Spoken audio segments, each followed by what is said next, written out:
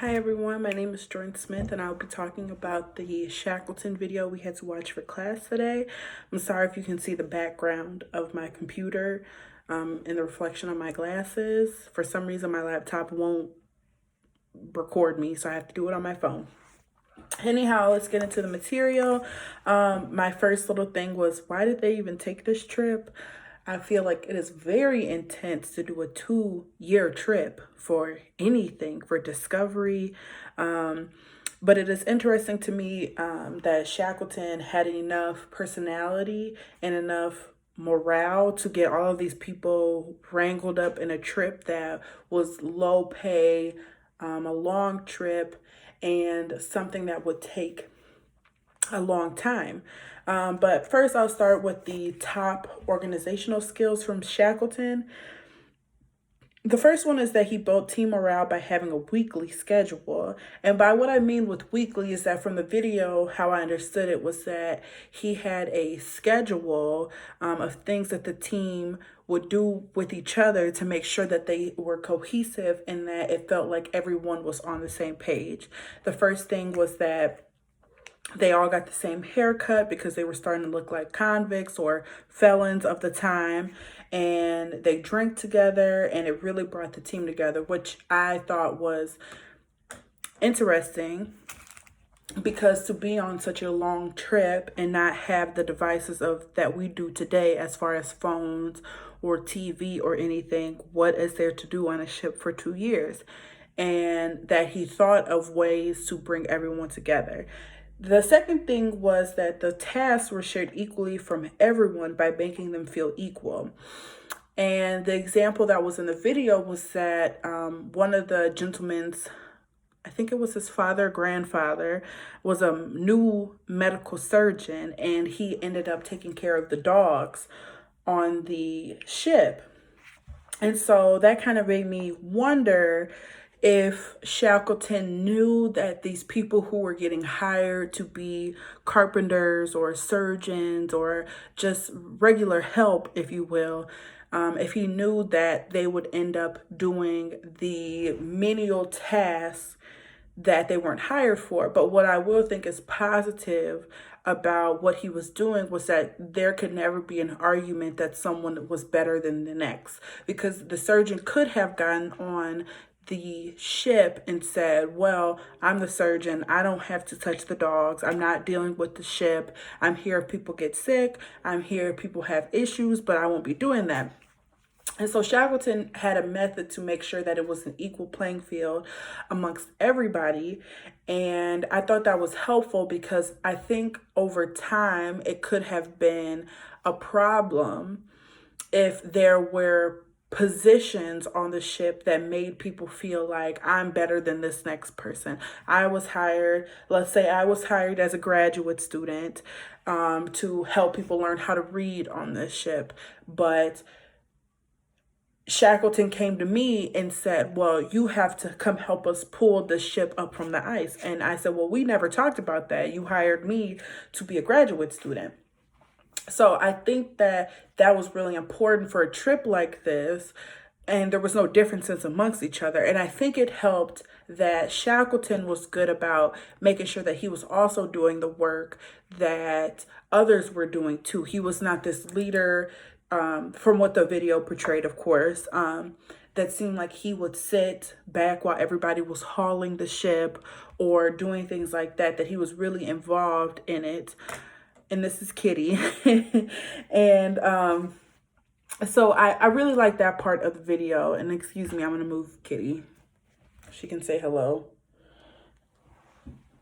The next, and I'll add on to that, is that in the Bowman and Deal, it was in chapter 17, that there has to be a relationship between the leader and their constituents. And so I thought with Shackleton that he had a good understanding that this would not have worked without him communicating and making sure that that himself and the team had a understanding between each other, that this is all of us in it together.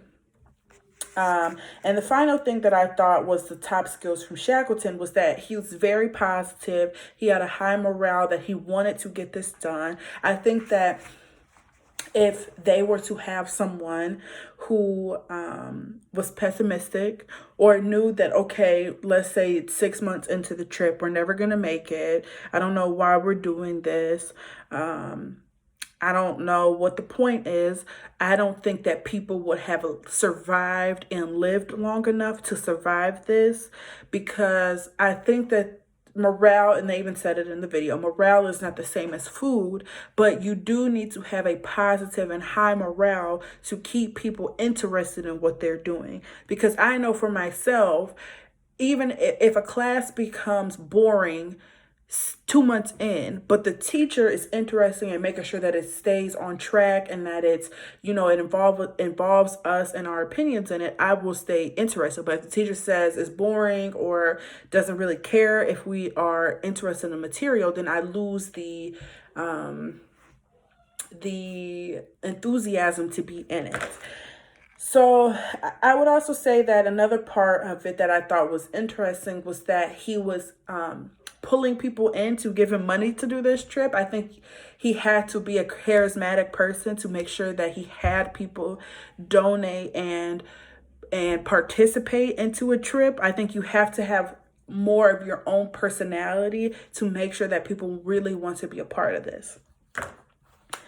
So now I'll move on to the methods for my own leader. I currently work at a grocery store that is a large one in the Midwest. And so because of the pandemic in the beginning, online shopping became a huge part of our business and our sales. And in the beginning, it was a little bit of a hassle that nobody really knew that what they were doing. Nobody understood the volume of how many sales that we would be having.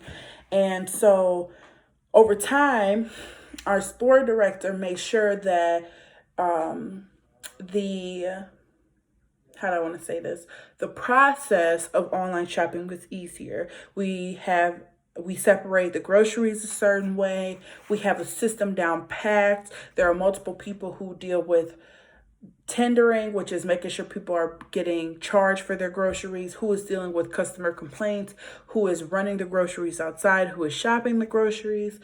And now we have just added in another part where shoppers are able to, if they want, they can add in more groceries to their order.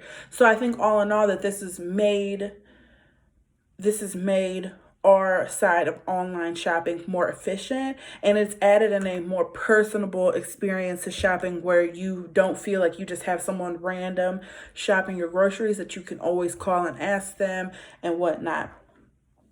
And I would say that I would credit that to my store director, because he spent a lot of long nights at our grocery store making sure that it worked. He spends a lot of time working and making sure that online grocery orders are at their pinnacle. And the second thing is that I've recently noticed that corporate and my store has tried to boost morale and make people feel like it is worth staying at the grocery store. So I would say that in ways of, we are getting 10% for working the last 2 weeks of December. There have been giveaways going on. We have been having snacks recently for the holiday. So I think they're really trying to have a method of making sure that the morale in the store stays up, that people feel like they are valued at the store.